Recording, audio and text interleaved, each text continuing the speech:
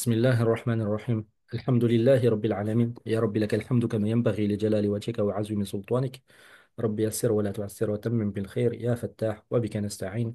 اللهم صل وسلم وزد وبارك على سيدنا محمد كلما ذكروا الذاكرون، وصل وسلم وزد وبارك على سيدنا محمد كلما غفل عن ذكر الغافلون. اللهم انصر أمة سيدنا محمد صلى الله عليه وسلم، اللهم اغفر لأمة سيدنا محمد صلى الله عليه وسلم، اللهم ارحم أمة محمد صلى الله عليه وسلم. Salam alaikum wa rahmatullahi wa barakatuh. Donc, on est ce soir dans notre 16e assise d'étude des ulum al-Qur'an, donc les généralités autour du Qur'an, à travers principalement la lecture commentée de l'ouvrage Ulum al-Qur'an du Cheikh Nuruddin Aitar, rahimahullah ta'ala. Et depuis le dernier cours qu'on a eu cette semaine, on lit du livre Al-Muharrar fi Ulum al-Qur'an du Cheikh Moussaïd ibn Sulaiman al-Tayyar, hafizahullah ta'ala. Et comme d'habitude aussi, on va fréquemment citer d'autres ouvrages comme le Mabahithu fi Ulum al-Qur'an du Cheikh Manna' al-Qattan, ou encore le livre Ulum al-Qur'an du Cheikh Taqi al-Uthmani, hafizahullah, et d'autres livres sur le sujet. Donc la semaine dernière, on avait commencé par voir les différentes étapes de la descente du Qur'an, de la révélation du Qur'an. Donc on avait vu que c'est un processus qui s'appelle An-Nuzul. An-Nuzul, donc il y a différents athars et hadiths qui nous parlent de cela. Et le plus connu est un hadith, un athar qui est apporté par Sayyiduna Ibn Abbas, radiallahu ta'ala anhuma, avec différentes versions, avec certaines divergences dans les termes, et certaines précisions dans certaines versions par rapport à d'autres. Et ce premier athar, qui est donc un fondement dans la connaissance de la descente du Coran, comment le Coran a été révélé, dans ce athar, donc c'est le cousin du prophète sallallahu alayhi wa sallam, Abdullah ibn Abbas, qui était, il faut le dire, le mufassir parmi les compagnons, donc le compagnon le plus savant dans les sciences du Coran. Bien sûr, il y avait d'autres grands compagnons savants dans les sciences du Coran, comme Abdullah ibn Mas'ud, Ubay ibn Ka'b, etc., Zayd ibn Thabit. Euh, mais Abdullah ibn Abbas, la plupart des tafasirs euh, ma'thur remontent à lui, les chaînes remontent à lui. Donc Abdullah ibn Abbas, radiallahu ta'ala anhuma, il a commenté un hadith, il a commenté le verset où Allah dit Inna anzalnahu fi laylatil qadr. Et donc il a dit que ce verset qui signifie certes, nous l'avons révélé, nous avons fait son inzal, nous l'avons descendu lors de Laylatul Qadr, lors de la nuit d'Al-Qadr, du destin ou de la valeur selon l'état facile. Donc Ibn Abbas il dit que ça signifie que le Coran, à ce moment-là, il a été révélé dans le ciel de ce dunya, donc dans le ciel de ce bas monde. D'après Sa'id ibn Jubayr, qui est le grand tabi'i, il rapporte de Abdullah ibn Abbas qu'il a commenté ce verset en disant que le Coran a été descendu lors de Laylatul Qadr, jumlatan, c'est-à-dire en entier. Wahidatan, jumlatan wahidatan, en une seule fois, en entier, ila sama'i dunya, au ciel de ce bas monde. Donc ici, il s'agit de ce qu'on appelle al-nuzul al-jumli. Donc, comme on a vu la semaine dernière, il y a deux nuzul. Il y a une descente, révélation jumli, c'est-à-dire en un seul coup, en entier, comme ce fut le cas avec les livres précédents, qu'Allah a révélé aux prophètes précédents, comme la Torah, ou comme l'Injil, ou comme Zabour, etc. Tous les livres qui ont été révélés aux Rusul précédents, alayhimus salatu wassalam, ils ont été révélés de façon, Allah fait descendre entièrement le livre d'un coup. À la différence du Coran, qui lui a été révélé certes une première fois, jumlatan wahidatan, nuzul jumli, mais ce nuzul jumli, il n'est pas sur le prophète sallallahu alayhi wa sallam, mais plutôt il est, comme le rapporte Ibn Abbas, c'est une descente, le Coran, il a été descendu, donc il y a d'autres tafasir et d'autres précisions qui disent qu'il a été descendu de Allahul Mahfouz, parce qu'Allah a fait inscrire, et Allah a fait inscrire le Coran sur Allahul Mahfouz, les tables gardées sur lesquelles toute chose est écrite. Allah a fait écrire toute chose. Donc le Coran aussi, il est écrit sur les tables gardées, comme le disent les Mufassirun. Allah a fait descendre le Coran en entier dans le ciel de ce dunya, et ceci pendant la nuit de Laylatul Qadr. Et Ibn Abbas dit qu'un il était au niveau des étoiles, de la Voie lactée, donc c'est-à-dire dans le ciel de ce dunya. فكان الله ينزله على رسول الله صلى الله عليه وسلم بعضه في إثار بعض. Donc après cela, Allah l'a fait descendre sur le prophète sallallahu alayhi wa sallam, morceau par morceau. Donc on avait vu que certes, il y a une petite divergence sur l'acceptation de ce athar qui est accepté par l'immense majorité des ulama d'Ahl Sunnah wal Jama'a. Et certains, ils ont dit non, mais c'est une ijtihad de Ibn Abbas, radiallahu ta'ala anhuma. Mais cependant, vu que c'est un récit qui concerne le ghaib, l'invisible, donc c'est impossible qu'un sahabi de cette carrure, comme Abdullah ibn Abbas, radiallahu ta'ala anhuma, il va se prononcer sur le ghaib de son propre avis. Et surtout qu'aucun sahaba autour de lui ne l'a contredit ou ne s'est opposé à lui. Donc c'est pas possible que ce soit un de son ijtihad, et encore moins que ce soit un récit israélite, parce que là, ça parle du Coran, ça parle de la Ummah du Prophète sallam, de l'époque de l'islam, du dernier message. Ça ne parle pas des messages précédents pour qu'on puisse dire que c'est un récit israéli, c'est-à-dire les récits des gens du livre. Et donc, donc ça, c'est Al-Nuzul Al-Jumli, la descente complète du Coran dans le ciel. On a vu que les savants, ils ont dit à ce sujet que pourquoi Allah, il a fait descendre le Coran en entier dans le ciel de ce dunya. Les ulama, ils ont dit que c'est pour montrer la valeur de ce Coran. C'est-à-dire les anges, ce soir-là, ils se sont précipités dans les cieux. Ils sont venus, parce que ce livre, il a été mis dans Baytul Izzah, qui est appelé aussi le Baytul Ma'mour, qui se situe, selon les Mufassiroun, au-dessus de la Kaaba, dans le ciel de ce dunya. Et donc les anges, ils défilent dans ce lieu-là pour adorer Allah et faire son tasbih. Et c'est comme si que Allah, et par cette descente, il a informé tous les habitants des cieux, tous les malaïkas, que voilà, c'est la dernière révélation qui va être révélée. Allah va clore la risale et cette révélation, elle va être révélée de façon adib, d'une façon qui n'a jamais été faite auparavant. C'est-à-dire qu'après cela, elle va être révélée de façon fragmentée sur plusieurs années. Et aussi, ça indique la valeur de celui qui va recevoir cette révélation. C'est-à-dire Sayyiduna Muhammad sallallahu alayhi wa sallam, le prophète Rasulullah sallallahu alayhi wa sallam, mais aussi sa communauté. Donc voilà, ça c'était pour ce qui est du Al-Nuzul Al-Jumli. Et le Nuzul Al-Jumli, donc, il y a un autre tafsir du verset Inna anzalna fi laylatil qadr. Et certes, nous l'avons révélé, descendu lors de Laylatul Qadr. Et il y a d'autres mufassiroun qui disent que ça signifie le début de la révélation au prophète sallam a eu lieu durant la nuit de Laylatul Qadr dans la grotte de Hira. Dans le célèbre récit qu'on a vu, quand le Jibril lui a apparu, qu'il l'a serré, il a dit Iqra, etc. Et après, il est allé voir son épouse, il a dit Zammiloun, et Zammiloun, il a dit Khadija, radiallahu ta'ala anha, etc. Et en vérité, c'est très possible que ces deux événements ont eu lieu simultanément, en parallèle, dans la même nuit. Il n'y a pas de ta'arud, il n'y a aucun élément qui indique qu'on doit opposer ces deux récits. Donc ces deux récits, ces deux tafsirs sont acceptés et sont acceptables.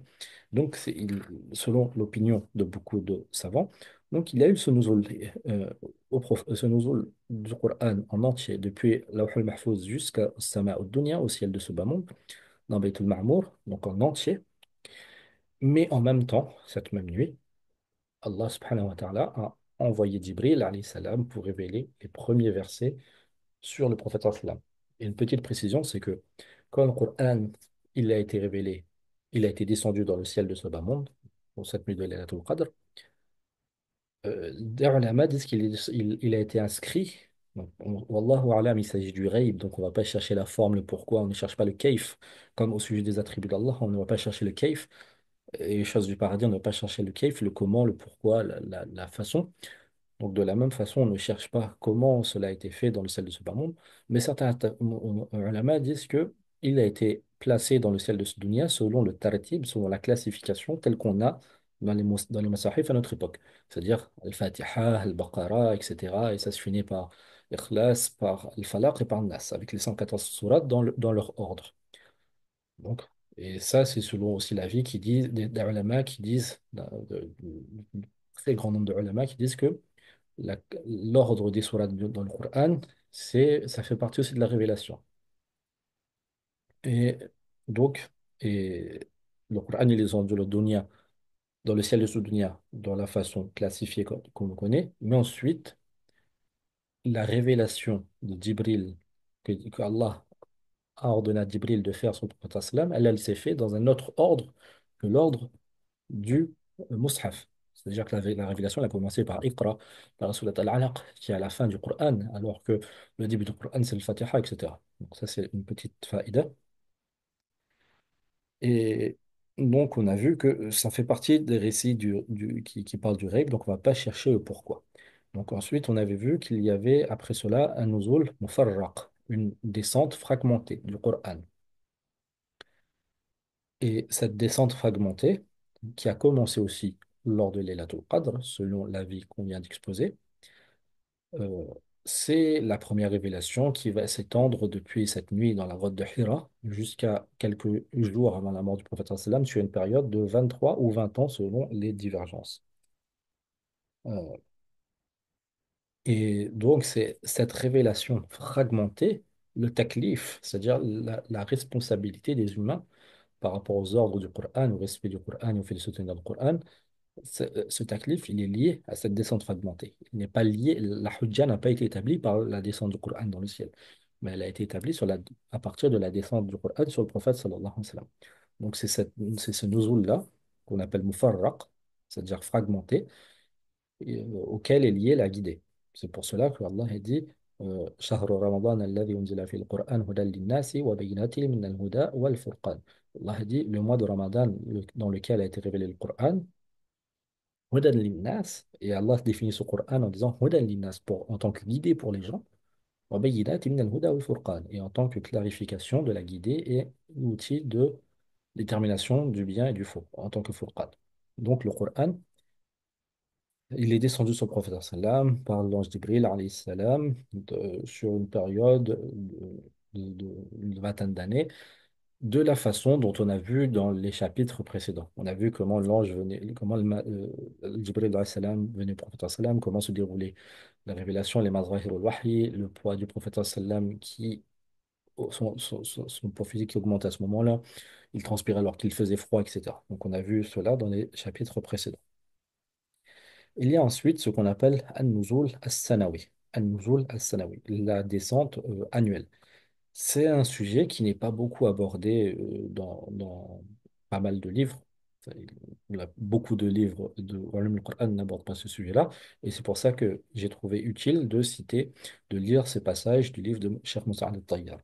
Donc il dit النزول السنوي, la descente annuelle, هذا النوع من النزول مما لم يشر إليه من كتب في تنزلات القرآن وقد أشار إليه مقاتل بن سليمان في تفسيره لقوله تعالى إنا أنزلناه في ليلة القدر. Donc il nous dit, Cheikh Moussa al-Tayyar, حفظه ta'ala, que ce type, cette catégorie de nuzul, cette catégorie de révélation, donc une petite parenthèse, on va répéter encore une fois, quand on dit An-Nuzul ou Al-Inzal, en général, c'est pour désigner quelque chose pour désigner une révélation qui est venue d'un coup. Et le verbe qui est lié, c'est Anzala. Allah il dit wa anzala at-Tawrat wa anzala al-Injil wa at-Tawrat, etc. Allah il dit il a Anzala, il a fait le Nuzul, il a fait la descente, la révélation de la Torah ou de l'Évangile. Et ça sous-entend en un seul coup. Tandis que pour le Coran, ce qui est utilisé, c'est plutôt le verbe nazzala. Nazzala. Euh, et donc le masdar, c'est tanzil. Donc il y a une différence entre l'inzal et le nuzul. Muqatil ibn Sulaiman, pour répondre à la question du frère Tariq, qui pose une question sur Muqatil ibn Sulaiman. Muqatil ibn Sulaiman, donc il est décédé en 150 Hijri, il a pris des Sahaba, il a pris des Tabi'in, des générations de première génération. Il a eu des avis pour lesquels il a été critiqué, mais il est toutefois une source dans le tafsir, mais on va dire que c'est pas forcément une source indépendante. Et on verra cela plus en détail quand on lira le livre Manahijul Mufassirin, euh, que je compte, Inch'Allah, faire, c'est parce que c'est important d'avoir au moins une petite connaissance des sources de tafsir, etc. Donc, on fera peut-être les usul al-tafsir. Comme on a vu au début de ce cours, il faut distinguer entre usul al-Qur'an. Quand on dit ulum al-Qur'an et usul al-Qur'an, c'est un peu les mêmes choses. Les fondements du Qur'an ou les sciences du Qur'an. Et ensuite, il y a les usul al-tafsir, les fondements du tafsir. C'est deux choses qui sont liées Il y a un umum et un khusus. Ils sont liés, mais pas totalement. Il y a des sujets communs, mais c'est pas totalement la même chose. Bref. Donc, on verra en détail cette science-là. On parlera des méthodologies des différents tafsirs et des différents imams du tafsir. On verra en détail Muqatil ibn Sulaiman. Mais pour répondre brièvement à la question, oui, il y a des, euh, il y a des aspects, on va dire, polémiques à l'œuvre de Muqatil ibn Sulaiman, mais il n'est pas à rejeter totalement. C'est un peu comme dans le sens du hadith, il y a des narrateurs qui peuvent être critiqués ou faibles, ou même des fois des mubtadi'a, mais on va prendre d'eux sur certains sujets et pas sur d'autres. Muqatil ibn Sulaiman, il a dit au sujet de la parole d'Allah, euh, dans Surat Al-Qadr encore, Inna anzalnahu fi laylatil qadr, amin wa fik. Donc au sujet de cette parole, certes nous l'avons révélée lors de la nuit d'Al-Qadr, qala, qawluhu ta'ala, donc il a dit, au sujet de sa parole, glorifié soit-il, Inna anzalnahu fi laylatil qadr, Inna anzalnahu, et certes nous l'avons révélé. Le hu ici, le damir, yani al-Qur'an, c'est le hu il désigne, le pronom désigne le Qur'an. Une petite parenthèse encore une fois, dans le Qur'an, une des sciences les plus, une des disciplines les plus importantes dans le tafsir et pour la compréhension du Qur'an, c'est irja' al-dama'ir. C'est de savoir, de déterminer le pronom qui est désigné par le pronom. Parce que des fois, le tafsir, il peut changer grandement en fonction de cela. Et beaucoup de divergences de tafsir viennent du fait que certains vont choisir que le pronom va revenir à telle ou telle entité. Des fois dans un verset, on peut soit penser que le damir revient à Allah, ou soit revient au prophète sallam, etc. Donc ici, le hu, le pronom inna anzalnahu, nous l'avons révélé, nous l'avons, le L apostrophe qui est ici le hu, yani al-Qur'an, ça signifie yani c'est le Qur'an, anzalahu Allahu min al-lawh al-mahfouz ila sama'i dunya. Allah l'a fait descendre, l'a fait révéler de al-lawh al-mahfouz, donc les tablettes gardées, min al-lawh al-mahfouz ila sama'i dunya, au ciel de ce dunya. Donc c'est ce qu'on a vu dans le hadith d'Ibn Abbas, de l'Athar d'Ibn Abbas, qui dit que Laylatul Qadr, le Qur'an il descend en entier dans le ciel, mais il descend depuis le Lawh al-Mahfouz, les tablettes gardées, sur lesquelles toutes choses sont notées, toute la destinée, toute chose est notée. Donc il descend, Muqatil ibn Salman dit, il descend au ciel de ce dunya, il a Safara. Ça descend vers As-Safara. Et qui sont As-Safara? Wa humul kataba min al-malaika. C'est les scribes, les anges qui écrivent l'ordre d'Allah, les ordres d'Allah, la révélation d'Allah, les scribes. وكان ينزل تلك الليلة من الوحي على قدر ما ينزل به جبريل عليه السلام على النبي صلى الله عليه وسلم في السنة كلها إلى مثلها من قبل. Donc, Muqatil ibn Sulaiman, il nous dit ici que ce soir-là, donc le Coran il est descendu sur le Kataba, qui l'ont écrit qui ont écrit le Coran dans le ciel de ce dunya.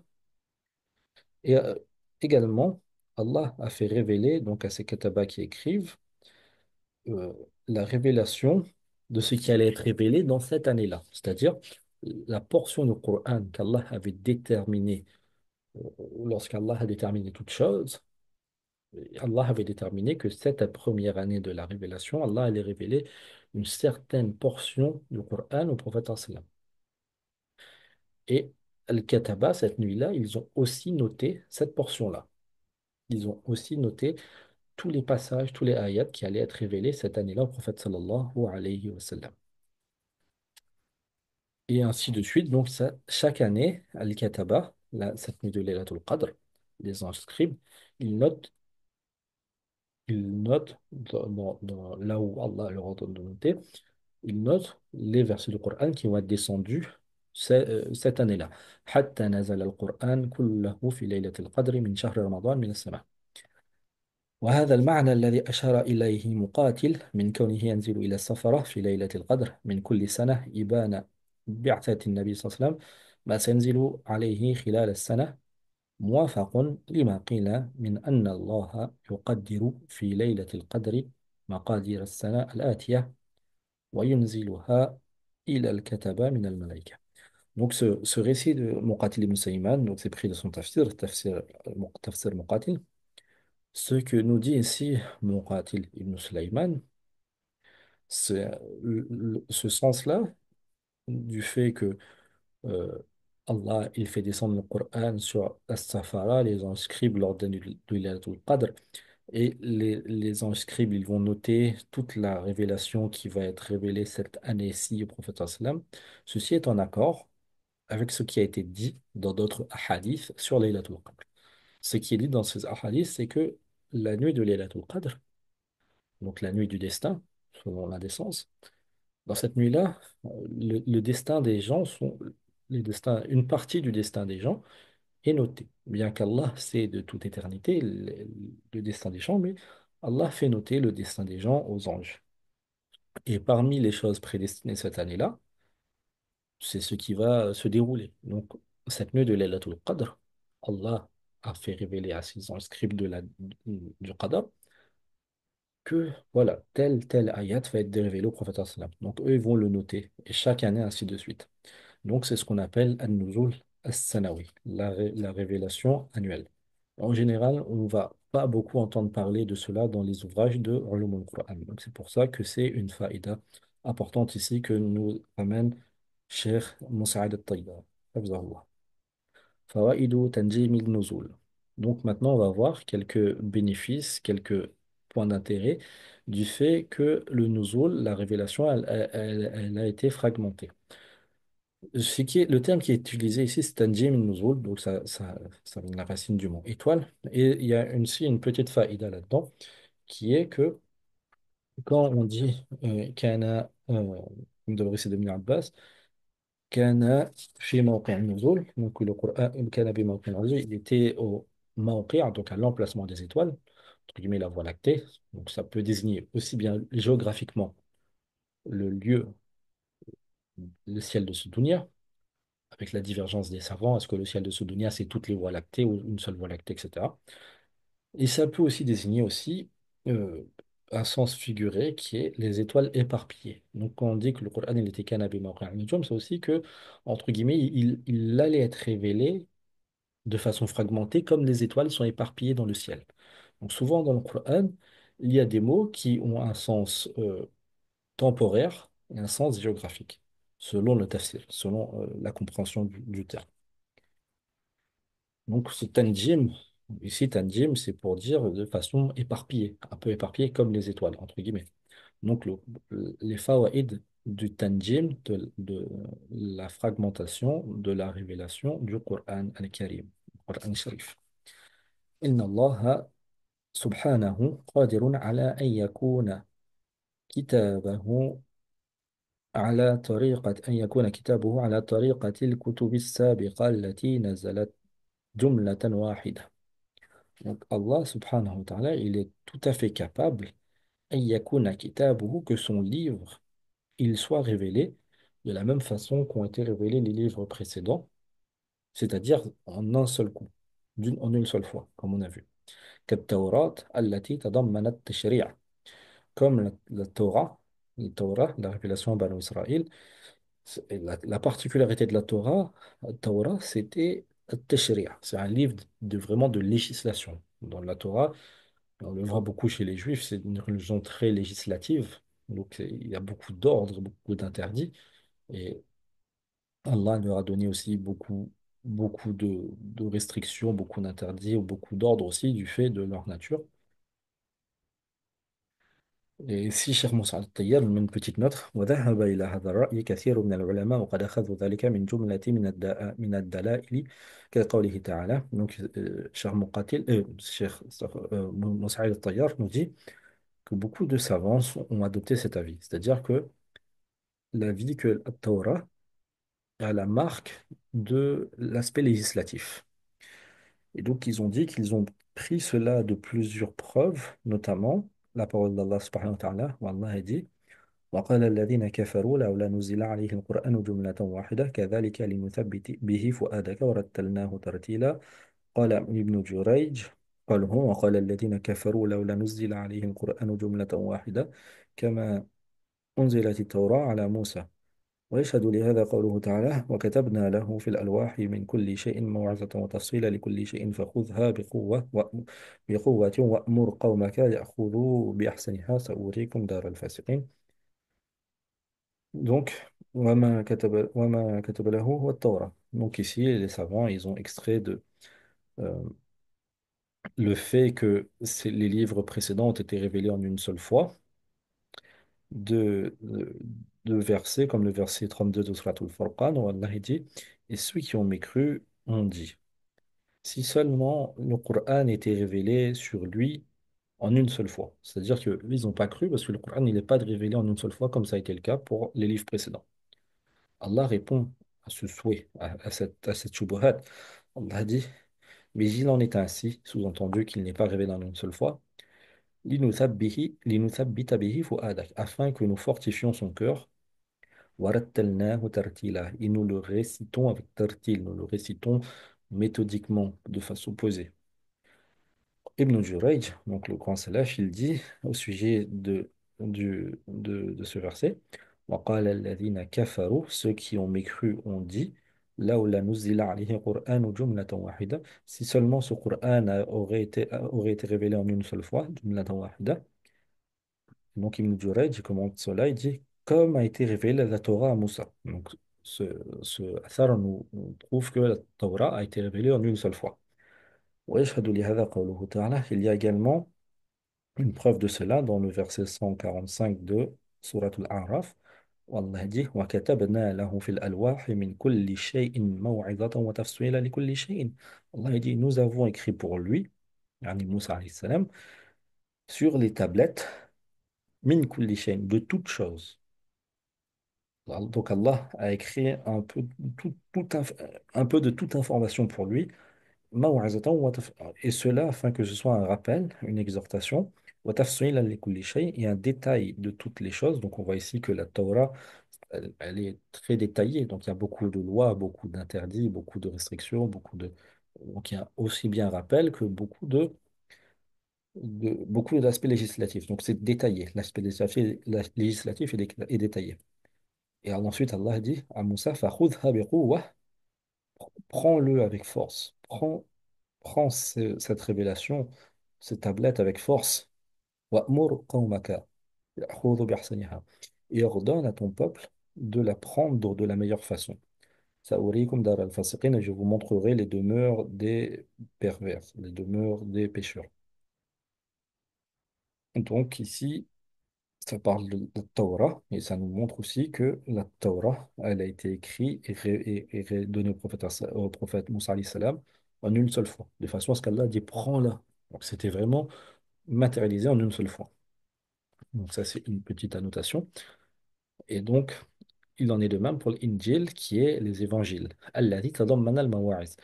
Et les évangiles, eux, leur marque leur particularité, la particularité de l'Injil, la révélation qu'Allah fait sur Isa alayhi salam, Sayyidina Isa alayhi salam, c'est al-mawa'iz. Il y a beaucoup un aspect d'exhortation, de rappel, un aspect spirituel dans les évangiles. وأن يكون ما يحدث من الواقع منصوصا عليه بالنوع الآخر من الوحي وهو السنة كما هو الحال في بعض الأحكام التي حكم الله بها وذكرها في السنة لا في القرآن لكنه قد قضى بعلمه الكامل وحكمته التامة أن يكون نزول القرآن منجما مفرقا حسب الوقائع والأحداث. Donc l'Injil aussi, il a été révélé en une seule fois. Et également, Allah, des fois, il va inspirer la révélation en fonction des événements, mais ça ne va pas être une révélation comme d'un livre.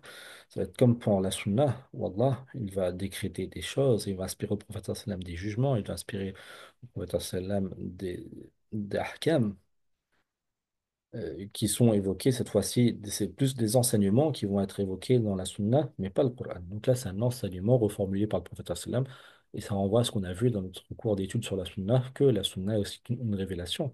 Et c'est une révélation par enseignement, on va dire. C'est pas une révélation mot pour mot. Quant au Coran, euh, Allah a décrété que le Coran, de par sa science parfaite et sa sagesse complète, que le Coran, lui, il ne serait pas comme l'évangile, la Torah et les livres précédents, mais il serait munajjaman, yani mufarraqan. Donc, il serait fragmenté dans sa révélation. Hasbal waqa'i'i, en fonction des événements wal ahdath, de ce qui arrive dans la vie du prophète sallam durant la phase de révélation. Allah, il savait de toute éternité qu'il va y avoir telle ou telle chose. Il a décrété que il va révéler tel verset en réponse à tel événement, etc. وأن يكون متضمنا لأنواع ما تضمنته الكتب السابقة من الشرع والوعظ والأخبار. Allah aussi a décrété que le Coran, il aurait les particularités de tous les livres précédents. Donc, on a vu que Torah, par exemple, il y a un aspect très législatif. Allah a dit وَتَفْصِيلًا لِكُلِّ شَيْءٍ. Il y a dedans un détail de toutes choses, donc l'aspect législatif, un détail de ce qu'on peut, de ce qu'on peut pas, etc. Le Coran, il a cet aspect. Mais également, le Coran, il a l'aspect très mawa'iz de l'Injil. Donc, beaucoup de rappels spirituels qu'il y a dans l'Injil. Le Coran, il a tout. Il a réuni le meilleur des autres livres précédents. Allah a révélé ce meilleur des autres livres précédents, le meilleur des prophètes, qui est le dernier, Mohammed sallallahu alayhi wa sallam, pour la meilleure des communautés. Ouais, et Allah a aussi révélé dans ce Coran une particularité qui a beaucoup de récits du passé, récits du futur, de l'au-delà, etc. Ce qu'on appelle l'akhbar. ومن ثم فإن البحث في فوائد التنجيم من القرآن ينطلق من هذا القدر التي جعله الله للقرآن. Et donc, quand on va explorer le sujet des avantages, des bénéfices du fait que le Coran il a été révélé de façon fragmentée, il faut partir de ce point de départ de ce point de départ, donc de cette particularité qu'Allah a donnée au Coran, ce qu'on vient de voir. ومن فوائد تنجيمه ما يأتي. Et également, parmi les fawaïd, parmi les avantages et les bénéfices que le Coran il a été révélé de façon fragmentée, il y a تثبيت فؤاد الرسول صلى الله عليه وسلم, la fortification du cœur, le raffermissement du cœur du messager صلى الله عليه وسلم بسبب ما يلاقيه من عنة المشركين. Donc le prophète sallam, il a rencontré beaucoup de dureté de la part des mushrikoun, des polythéistes. Et Allah a fortifié, a raffermi son cœur avec la révélation qui descendait partiellement. فينزل القرآن عليه ليهبه ذلك التنزل طمأنينة وثباتا. Donc ce tanazzul, ce tanazzul qui arrive sur le prophète sallam, en fonction des événements que le prophète sallam il va rencontrer avec les mushrikoun, avec ceux qui sont entêtés parmi les mushrikoun, les kafiroun, donc des fois ils vont être durs avec le prophète sallam. Il va y avoir un tanazzul, une révélation qui va être faite d'un verset spécifique sur le prophète sallam à ce moment-là, comme une récompense pour l'apaiser ou pour le fortifier. Allah évoque cela dans la sourate Al-Furqan, وَقَالَ الَّذِينَ كَفَرُوا. Et donc ceux qui ont mécru ont dit, là où la nuzila alayhi al-Qur'an jumlatan wahida, si seulement ce Qur'an, cette révélation, cette récitation était révélée en une seule fois, Allah lui répond, كَذَلِكَ, mais il en est ainsi que ce n'est pas arrivé en une seule fois, afin لِنُثَبِّتَ بِهِ فُؤَادَكَ, afin que nous fortifions ton cœur. وَرَتَّلْنَاهُ تَرْتِيلًا, et nous le récitons avec tartil, donc, de façon méthodique. Donc ici, c'est Allah lui-même qui nous dit que le fait qu'il ait pas, que le Coran soit révélé de façon fragmentée, premièrement, c'est pour fortifier le cœur du prophète sallam face aux événements, face aux difficultés de sa da'wah. وهذه الآية صريحة بفائدة تنجيمه على رسول الله صلى الله عليه وسلم. Et ce verset, donc, il est clair sur ce bénéfice, cet avantage de la révélation fragmentée sur le prophète sallallahu alayhi wa sallam. Et on va s'arrêter là, Inch'Allah, parce que ça va se terminer. On lira la petite note de Cheikh Moussaad Tayyar sur ce verset et on terminera ce chapitre la semaine prochaine pour pouvoir commencer aussi la lecture du même chapitre dans le livre de Cheikh Nourdin Atr, rahimahullah ta'ala. وصل اللهم على سيدنا محمد وعلى آله وصحبه أجمعين سبحان ربك رب العزة عما يصفون والسلام على المرسلين والحمد لله رب العالمين. Et n'oublions pas également de faire beaucoup de salawat sur le prophète Mohammed sallallahu alayhi wa sallam, particulièrement cette nuit de Jumu'ah.